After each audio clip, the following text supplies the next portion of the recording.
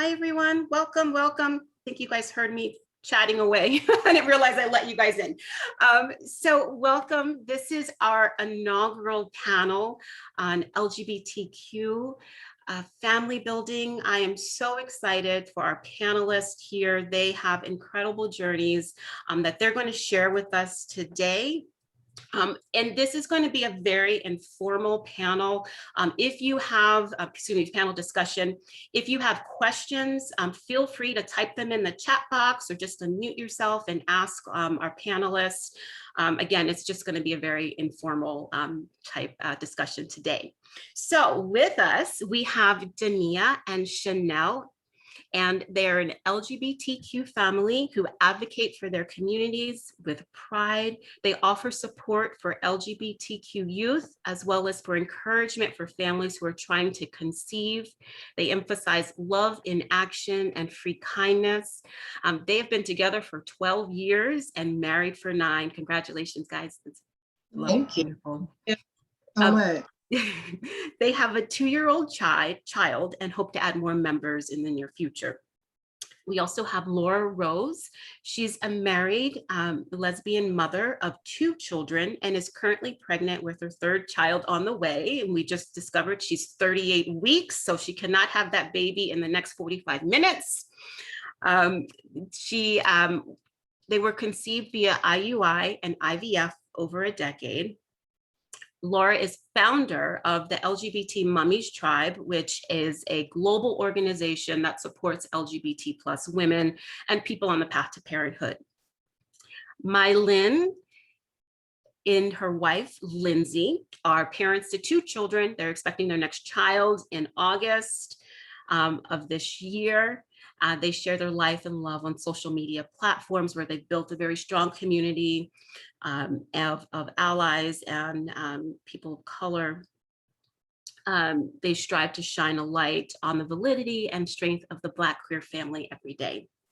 And Kristen and Jessica Anderson, Kristen and Jessica are an interracial couple who've been together for 9 years through use of a known donor, which we're going to discuss a lot about today. And after 3 IUI attempts, they've become pregnant on the 3rd try. And it was a smooth pregnancy, so congratulations for that. And they are excited to potentially start the process again. So what we're going to do is ask each of our panelists just to give a brief overview of their journey, and we'll start with, if it's okay, with Mylin. All right, hello everybody. Just disclaimer, in case you hear yelling, I do have an 18-month-old who's watching Moana, okay? So my wife is Lindsay. You can find us on Instagram at Stokes Kennedy, where we share our journey and how we built our family. My wife carried first, our 18-month-old, and it took almost 3 years, because unbeknownst to us, she has a PCOS. So we didn't realize that hormonal imbalance that she was dealing with was why multiple tries of trying to get pregnant with known donors is the route we took, wasn't working out for us. And once we were hitting that 2-year mark and we were like, okay, this is taking way longer than we planned and hoped for, we went to a fertility specialist and found out that she had PCOS. And then once we kind of got all of that information and then actually got a new donor, it was like those 2 factors together was exactly what we needed. And we got pregnant with Lennox on the 2nd try. And we used the same known donor for me. And I am 6 months pregnant and also got pregnant on the 2nd try with them. That's the main process of it all. I, know that at one point we were going to try IUI. IVF was never even an option for us. And I know it can be really difficult for many as that financial part of it. We looked into it and knew that we weren't going to get covered medically. So we were very blessed that going the process of the known donor and having the patience and the time to do it worked out for us. Great. Thank you so much for that introduction. Would anyone like to go next? I'll go. Hi, Kristen. All right. Sorry, my wife couldn't attend today. She actually had to work unexpectedly, so it's just going to be me. But my wife is actually a pilot. I'm a social worker, and so we've been together 9 years, and we were talking about when to settle down and kind of start the family because she was gone all the time, and so it was like, when is the right time, with her being gone? And so finally, I was getting towards that age of 40 and I'm like, we need to start this process. We had no idea how long it was going to take. We had no idea where to start. And honestly, we would attend rainbow festivals, and there was this fertility clinic that would show up every year. They were super friendly. We'd always go over and ask questions. And so when we were ready, we just decided to go and just see what I needed to do, because I had no idea where I was at. I didn't know, if I had the eggs to do it, I had no idea. And so honestly, once we started the process in 2018, it was pretty smooth. We just kind of went through all the testing and everything was positive. So I was actually really fortunate because I started the process when I was 39. And I actually gave birth when I was 40 and there was no complications. And so, like I said, we wanted to try the least intrusive to my body physically and also financially. So we're like, let's try, this first. And then we thought about IVF as a last option, but we were just like, let's try this first and just see how it goes. Because we had no idea, like I said, what we were working with. So once we saw that everything was going smoothly, like I said, on the third try, I was fortunate enough to get pregnant. After that, honestly, we were not sure we were going to go because it gets pretty expensive. Even just, IUI gets pretty expensive. And so we were fortunate enough to get pregnant on the third try. And like I said, the pregnancy was smooth. I gave birth on December 1st. So she's almost 6 months now. And like I said, we hope to start the process with her probably similarly too.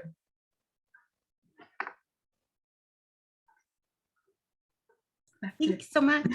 Dania and Chanel, would you like to go next? Sure. So I'm Danae Elliott Collins. I'm Chanel Elliott Collins. And we are Lady Boys and Baby Boy on Instagram, Facebook, Twitter, TikTok now.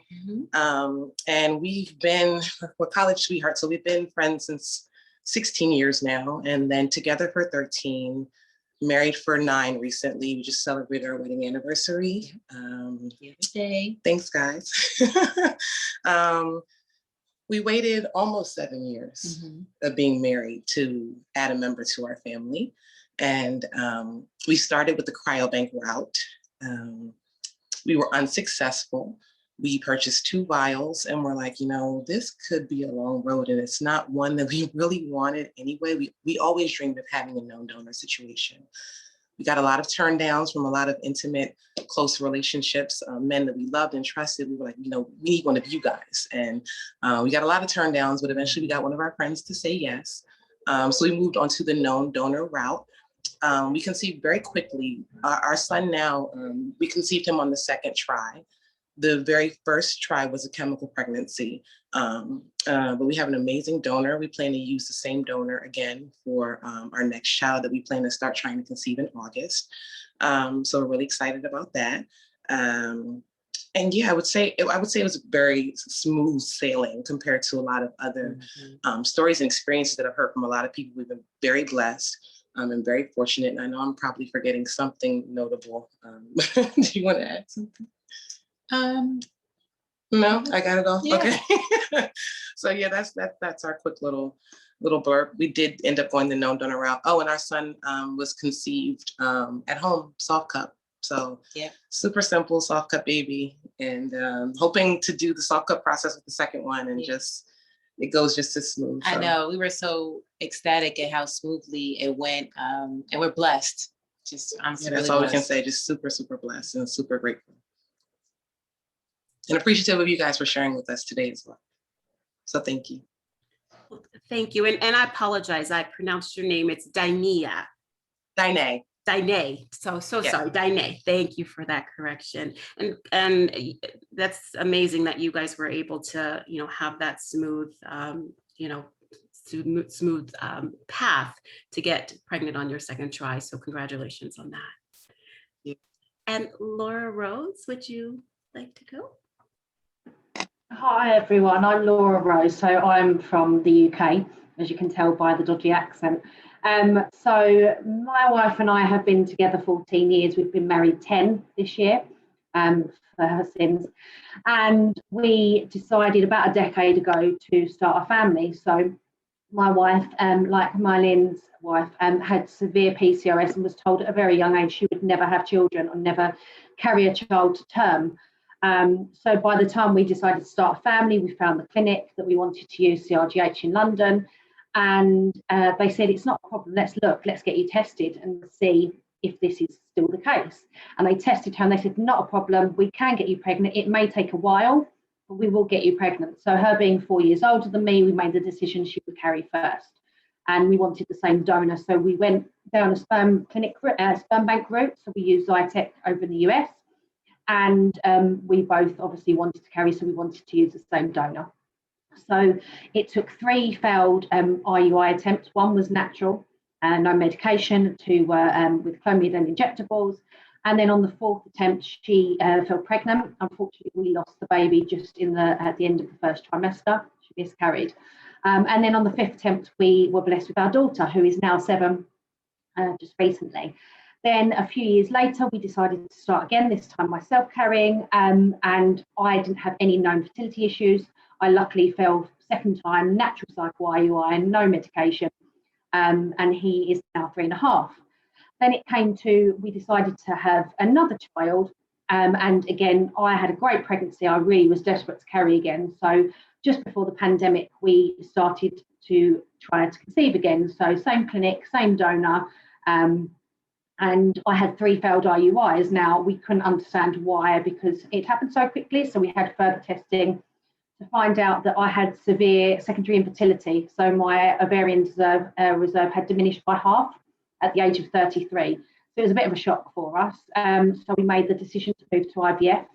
And then the pandemic hit. So we were thrown into lockdown for 3 months. So I just had to get mentally and physically fit and healthy to then start IVF cycles. So I had to do that alone. She couldn't attend anything. And we had an IVF cycle, transferred 2 top quality embryos, and they failed. So it was just kind of a bit of a shock, like, why is this happening? It's been so easy before. And then we tried on the 5th attempt, had a frozen transfer, had an endometrial scratch, had acupuncture, did everything possible. And I'm currently nearly 38 weeks pregnant with our 3rd child. Because of the journey that we've been on, because obviously when we started, we really struggled and were isolated, didn't know any other LGBTQ plus families at all. So we kind of had to go it alone. Over the years, we were consistently being contacted by people globally through social media. How did you have the children? How much did it cost? What route did you go? What routes are there? So we set up the LGBT Mummies Tribe organisation to educate, share, celebrate LGBT plus women and people on the path to motherhood and parenthood. So we have a community globally, about 35,000 support groups, and we connect organisations that can help people on their journey. And some of you guys are part of our community, which is amazing. So we're here to support people on the path to parenthood. So that's why we did it. So that's us. Oops, sorry. Thank you so much. I just wanted the focus to be on you guys. So that's why I didn't have my picture up. So now I just want to get into some questions. And I think one of the biggest things is donor. Like, do you use a known donor, or do you go the route of an anonymous donor? What was the decision-making process for you all in deciding which route to go? Okay, well, I'll start there. Just to say that immediately it was a financial decision. We just knew that let's try this route of trying to do it at little to no cost, right? To just see if it works. And then beyond the financial part, is just wanting to be able to kind of have that open connection, maybe later. We were just kind of open to how that relationship with the donor and the child, would be in the future. And we actually had a close friend in the very beginning, and then that didn't work, and that kind of fell by the wayside in a hard way. And so then we had to search in other areas through other platforms for known donors. And then in the end, ended up having another close friend end up being the donor for R2, which was the way it was supposed to be, because he's beyond perfect and amazing and so giving. And again, we're just blessed that we were able to go that route. But of course, for us, financially was the number one decision for us leading that. Yeah.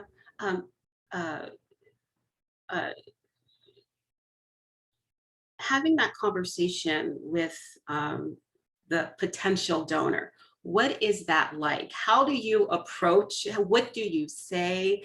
I'm assuming if they're very close friends, maybe it's not so unexpected. But what is that process of approaching a possible known donor? Okay, so I know y'all had approached known ones too, so I'm gonna just say this real quick and I'm gonna let y'all go in on it too. But I had actually approached a couple of friends and I also got no's. Okay, so it was rough. One was just like, no, because I want to be the father. And we're like, we don't want a father figure, we want a donor. And so that conversation was hard to have, but we had it at a restaurant. We had some drinks. We're still cool, but yeah, those conversations can definitely be difficult. I had another conversation that it did not go well. Some things were uncovered and I was just like, okay, maybe we just don't need this friendship at all type of situation. So a lot of things can arise from that, and there can be some discomfort depending on the degree, closeness of degree you have with that person. Yeah. Would anyone else like to? I'm sorry, did I cut you off? No, I was going to say Chanel and Tanya can speak on this. Yeah, I was going to say, if anyone else would like to add to that. Well, when we did ask a few of our very close friends that we knew we would love to have impart just their greatness upon our child, it took us a while. We were very hesitant for a very long time because we didn't want the relationship to change because we love these people already. So like you said, it was a conversation with drinks involved. So we can get the nerve up enough to even ask. Right. Liquid courage. Yeah, that helped a lot. And when we finally got the nerve, I think it was myself that just was like, okay. You kind of blurted it out after a while. We had like brunch and like we were there for a while. We spent a while with these people, and we just went out there and asked and went out on a limb. We didn't get the answer that we hoped for, but we took that as, well, it just wasn't meant to be, and that's okay, because we still have a great relationship with these people, and our son is perfect just the way he is. And they're involved in his life as, uncles and all of that stuff. They just they didn't have it in them to be a father without actually being a father. And I have no judgment there at all, take on what you can handle. So we were blessed enough to find a friend that was willing to donate to us and has donated to other families before. So it's very familiar with the donation process, super healthy, just had everything we needed ready to go. A lot of things that we would have ended up having to pay out of the pocket for virgin donor, if you will. He was an experienced donor. He's done this quite a few times. So, he handled everything. Was just super knowledgeable, and we didn't have to educate him. There was things that he taught us even in the process. So we couldn't have had a better donor situation than the individual who actually agreed to donate to our family. And he was comfortable with doing whatever we wanted. So if we wanted him to be around for, every important day in our child's life, he'd be there. If we wanted him around sparingly, then he'd pop in whenever we said it was okay. It's like, he respects that it's our show and we're running it. So all of the nerves, I guess, that people try to put off on us about having a known donor and boundaries not being respected and stuff, in our actual life, none of it's an issue. And it's what we wanted to begin with. And going the cryobank route, we were actually settling, because it's not what our spirits wanted. It's not what we wanted for our family. So I'm so happy that we have the donor that we have, and that it's working for our family. And I do believe it will continue to work for our family. I agree. Kristen, you also used a known donor. Do you want to kind of Sure. go through your process? Yeah, so it was really, I'm Native American as well. So for me, that family connection is super important. I want our daughter to know where she comes from. But we also wanted the family connection on my wife's side. So it was important to us to try to find a family member from her side. So we actually were able to ask a cousin. We actually asked several people as well. I didn't think it was going to be that hard, but it actually was difficult trying to find the right person and say the right things. But I think the second family member, because first we started with friends, we're like, no, we really want family. And so the cousin was open to the idea, and he has no other children, but, is a musician, and was just like, I'm willing to support you guys. So we have that family connection for our daughter. So that's what made us decide to do the known donor. Yeah.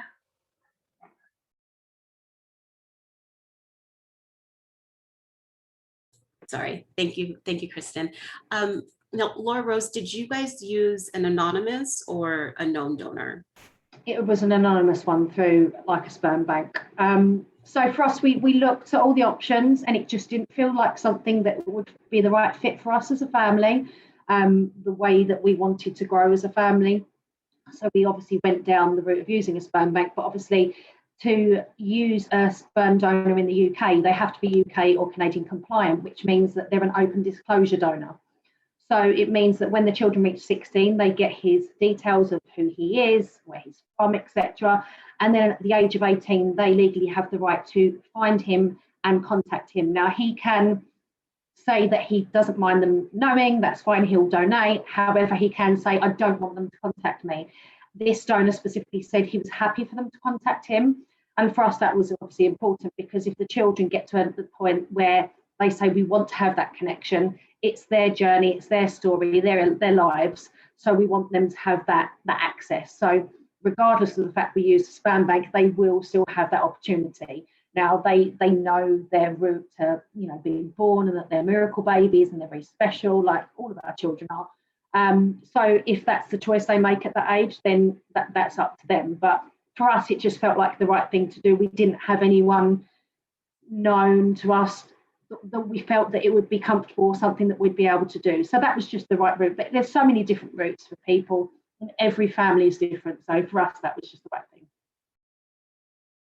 And just for the people who are listening who may be interested in going with the anonymous donor, how did you decide? I mean, I'm sure there's a catalog of possibilities. Is there just basically prerequisites that you're looking for, and you kind of narrow it down? How do you decide from all of the options that are out there? It was quite it's like a very odd shopping experience because it's all online. And obviously we went with an American sperm bank for the sheer fact that there was so much more information. In the UK, you only get kind of Swedish, 6'2", blue eyes. That's all you get, blonde hair. Whereas other worldwide banks, you get baby photo, adult photo, like an essay, you get all the genetic testing, you get immediate family, extended family history, how they died. There's so much more information.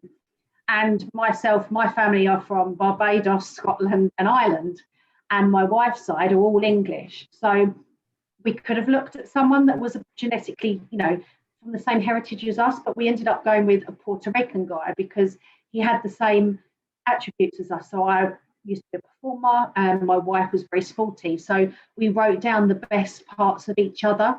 And that's how we chose him, because we wanted someone that had a bit of a theatricalness to them like me, but also someone that was a bit sporty like her, someone that was very family orientated, kind, someone that was clever, someone that just was really happy a person and he just had really good family values, and you could tell that from his profile. And so we whittled it down, and to make sure that we could both use him, we had to check the CMV status, and we've got down to the last two. And we ended up going with the one we went with because the other one had a long history of cancer in his family. So obviously we had that access, and I have cancer in my family. So for us, it was a no-go. So that's how we got down to it. But yeah, it was a very long list. It was very odd. It should be. It's a very important decision. So definitely understand that. I have a question in the chat box that I'm going to ask from Catherine. She wants to know if you guys would be open to speak more on your ages. She says, one person did, it's an interesting piece. If they're comfortable, are the families of the known donors in the LGBT community? I think I'm asking that correctly. Are the families of known donors in the LGBT community? Well, Chanel and I are both 33 years old. And we started to take fertility a little more seriously when I turned 27, because we got scared and, oh, you know, my eggs are dying, the whole bit. That was a rough year.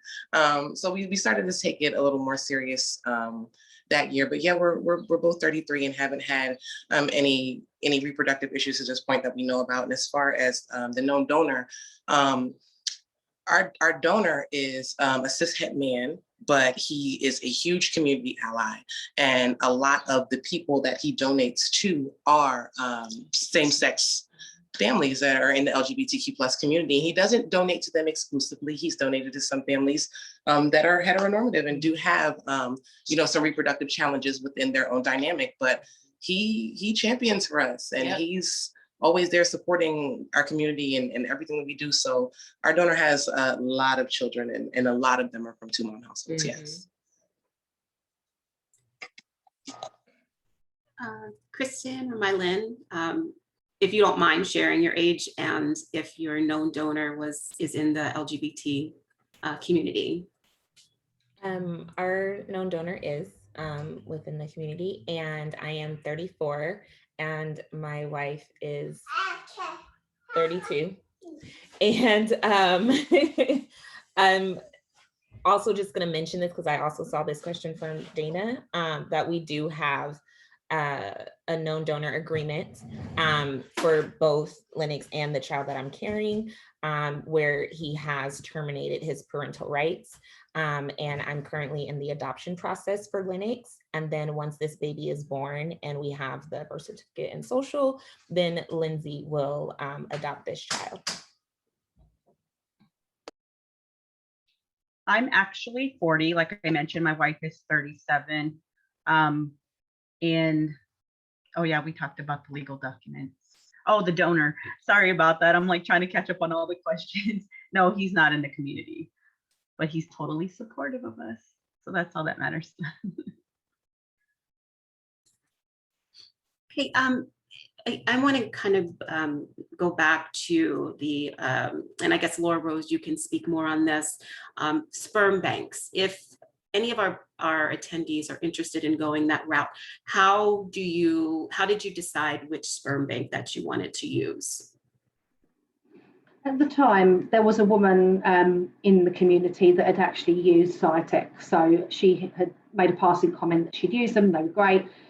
We didn't know anyone else that was having children. So back then we did a bit of research and we spoke to them.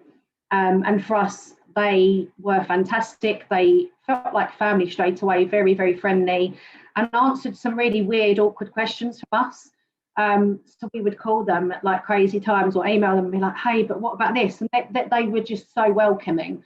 And there was so much information. But we also, as an organisation, work with Fairfax Cryobank and California Cryobank because they have very similar ethos and values, the same as Zytec, really LGBTQ plus supportive, really focused on customer service and looking after you. And again, that kind of family feel of really wanting to get to know you, and they all get excited on the, you know, the journeys, and they want to get involved in helping you make that journey. So for us, that was why we chose them, because specifically they gave us that feeling of this is the right bank for us. But again, talk to as many banks as possible and get that feel, go on their profiles, look at the donors, but speak to the staff as well, because you may have multiple children and siblings. So you may, if you go down that route, speak to them again. So we've been dealing with them for a decade. So it is really important. Okay, thank you. I see in the chat box, there's a few questions that is really focusing on the legal aspects. So let's talk a little bit about what that is. And did you hire an attorney? Did you do something, put something together on your own? What type of legal protections did you take? I was just going to say that I use Legal Shield. It's something that I already have. I don't know. I'm pretty sure that it's in other states, but it's $17 a month and you have unlimited access to an attorney to ask questions. And so honestly, we just started there asking the attorney if there's anything we need to be prepared for. And so I was mentioning that in Arizona, they told us that my wife could be added to the birth certificate of our daughter right away. So we didn't have to go through an adoption process. So stuff like that was super helpful because we would have never known. And then of course the attorney would help drop the documents and kind of remind us of some of the things to include, like financial, guardianship, all of those ties. And so it was super helpful because we had no idea, what to include in some of those documents. So I can say that was a helpful resource in the process.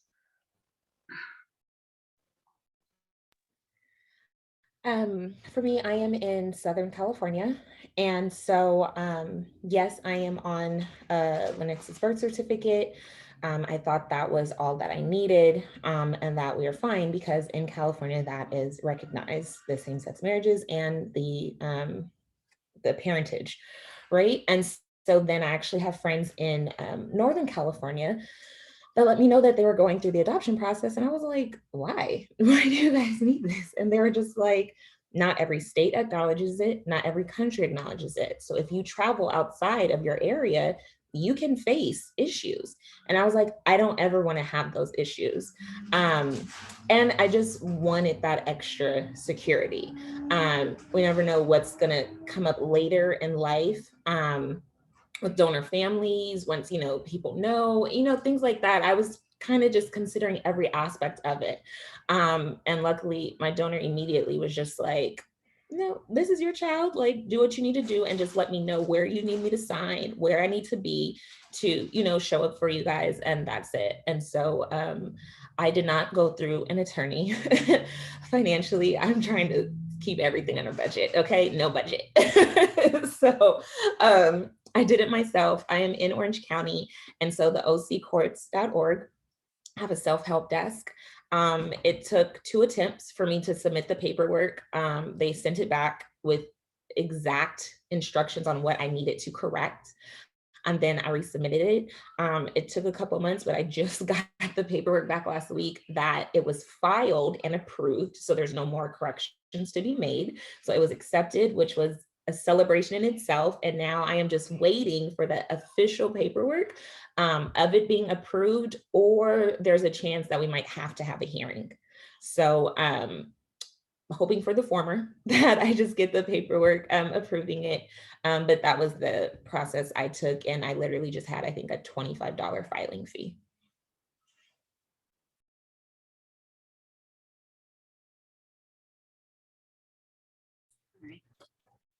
I want to make sure that there's no questions that you guys are getting, or if anyone has a question before we move on. Okay. Okay. Oh, sorry. How much did race and or ethnicity factor into your choice of a donor? Great question. That is a great question. And I'm going to be straight up front. We wanted an African-American donor. We wanted somebody who was Black, and there was no question about that for us. So that was very hard to find after our first attempt and failed, and that friendship failed. And we were like, okay, we have to find somebody else. and we used different platforms looking for known donors, there were not Black men on those platforms. So we actually did attempts with people outside of our race, settling, right? Because we wanted a baby so bad. But it just, each disappointment, you know, of it not going through, it wasn't meant to be. And we ended up with a Black donor, which we are very happy with. That was super important for us too. And I was really disappointed because at our fertility clinic, there were no people of color donors, even if I considered none. And it was pretty disappointing. So even if I wanted that decision, I was like, this is pretty sad. There are no African-American donors. But also it was important to have features like my wife. So we didn't want any mixed African-American. We wanted someone who was full African-American. So for her, it's going to be difficult because I'm Hopi. It's a specific tribe in Arizona. So now I had to find a known donor that was part Hopi. So our baby with my wife will be African-American and Hopi as well. So not only was race and ethnicity, but the physical features, you know what I mean? Because we had friends that were willing to donate, but they were mixed, and we knew that the baby would not, you know, resemble my wife at all. But that was important to us. We weirdly didn't go for a donor that was from any of our heritage. And we didn't actually look at any white donors. Obviously, physically, both my wife and I look white. Obviously, I have Black in my family. But we wanted a donor that had certain physicalities. And my wife has dark hair, dark eyes, relatively olivey skin. And it was just a case of, because of the personality attributes, that we got to these specific donors, but they were all very, very dark, very olive skinned. But no, for us it wasn't. But for some reason we didn't go for any white donors. We didn't even look at them. I'm not quite sure, just because of obviously the attributes. It just, that's how it happened. So when we started out, when we went the cryobank route initially, we also worked with Fairfax, and we had an amazing experience with Fairfax. The only downside to them was that they had three Black donors to choose from at the time, and that was it. And only one of them hit all of our criteria out of the three. And we didn't end up going with, we didn't end up getting pregnant with Fairfax. We ended up getting a known donor that is not African-American, does not have completely African ancestry. He has Jewish ancestry, African ancestry, Asian ancestry. And that for us felt like a compromise, just because as two Black persons, we wanted a Black donor, someone who moves through the world as Black and identifies as Black socially. We did end up with an ethnic donor.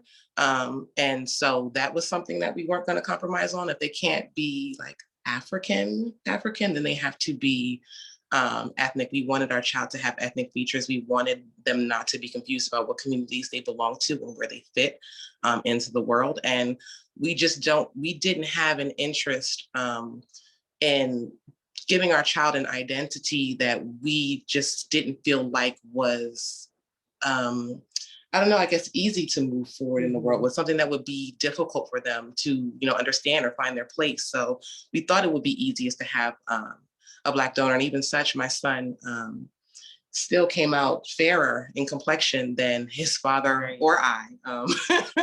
So, you never really know what you're going to get. But all in all, we do feel like, even though we'd had to compromise with having a donor that was 100% African, we feel like we have an African family still. We have a Black family still, a Black American family. And it works for us. Yep. But it definitely, we're not going to sit here and pretend like it didn't matter. It mattered to us as Black people. For sure. We definitely, our ideal would have been an African donor, not even a Black donor, because I don't know a Black American who does not have mixed ancestry. All of us do. I wanted me an African donor, and that was woo, unicorn. Okay, so even though we settled, we're still very happy with where we settled. So yeah. I just want to comment on that because my wife is Liberian, and I had it set sorry, I had it set in my mind, like, I'm going to have a Liberian donor. Like, I want the child that I birthed to have that connection. And it was something that I just finally had to just release and be like, she is still this child's mother, like, no matter what. And, it may not have that specific bloodline within that we know of, but still, because just like you said, we don't know, we have African blood running through us, so technically it still could be, Liberian, we don't know. But yeah, I know that struggle and that desire was heavy for me. I'm looking at the clock and I'm so sorry because this time has just flown by. We have just a few minutes and I really want, to piggyback off of all this great information for people who are just starting their journey. What would you leave them? What pieces of advice would you leave for those people who are kind of, where do I start? What do I do? And we can, whoever wants to start first. I'll start. I'll be brief. Just from obviously not our lived experience, more so the support we give others within the community, is that we always say, be really open and listen to others within the community, listen to other people's lived experiences, and don't rule out a route. So don't say, oh, we only want to go down adoption, or we only want to go through a clinic. Look at every single pathway to parenthood, because you might surprise yourself. You might hear good reviews, bad reviews of every single route, but you actually might land in a place where actually you thought you wouldn't, and it might be just right for you. And you don't want to not consider every avenue because it might be the right route for you. So just really listen, really seek out, follow other families like all these amazing women and people here, and just really research, really do your research, take your time, write lists, go over the lists, research banks, research different journeys, and just really take your time, because it's the most amazing journey that you'll ever go on. But you really, really need to be 100% sure if you're a single woman or person by choice, if you're a couple, if you're co-parenting, or you're a poly family, whatever family route you go down, you all need to be on board. So that's what we'd say. And try and remain positive. You will get there. It may take time, but you'll get there.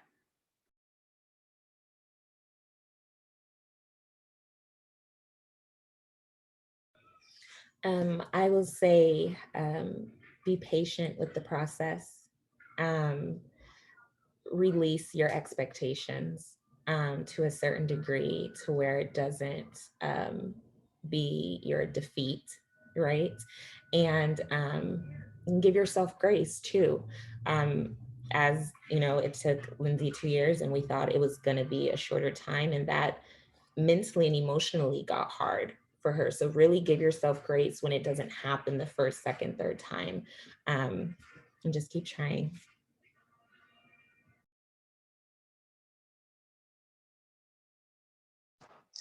I would say that it helps to, I know it's easier for some people than others, just depending on where you come from and how you were raised.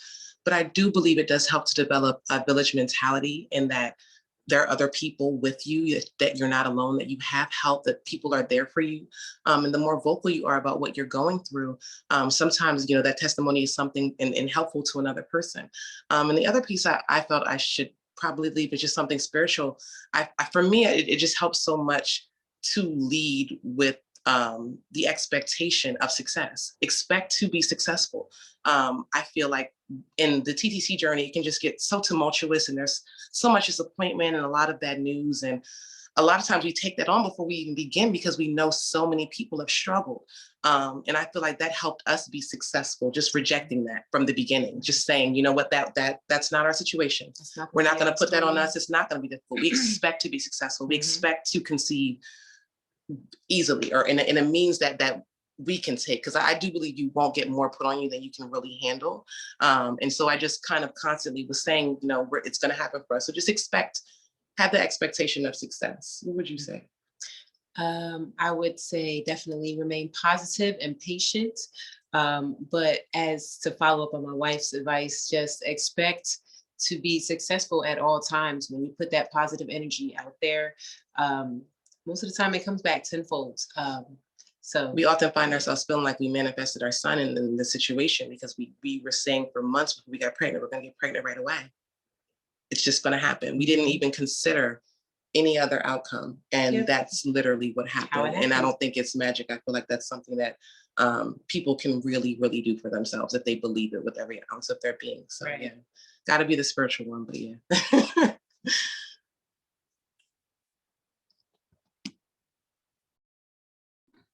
Just to reiterate, you're not alone and not to give up. That's it.